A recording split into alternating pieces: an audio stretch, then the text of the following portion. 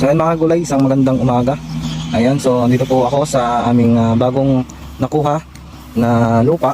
Ayan, so bali may tanim po itong siling Taiwan. Ayan, so medyo palipas na rin itong sili. 1 year na siyang nakatanim, so medyo magaganda na lang itong mga gilid. Ayan, so marami pa siya makukuha ng mga pang piga. Ayan, so meron na rin mga kumuha dito kanina. Nandiyan sila, kumuha sila. Sabi ko, putuhin na lang nila para hindi na sila mahirapan sa pagpitas. Ayan, so meron po makukuha ng mga magagandang bunga. So pinaparoto ko po. Ayan, so nung medyo hirap lang yung roto dito kasi medyo madamo. Ayan, marami siyang damo na gumagapang. So medyo papadoble na to para isang pasok lang ng roto. Ayan, so balak po namin tanim dito yung sitaw.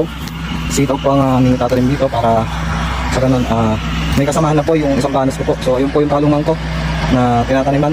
Ayan yung kalikso ko po. Ayan, so makikita nyo na naroto siya at makikita nyo rin dito yung mga sukal. Ayan, so lilinisin pa to.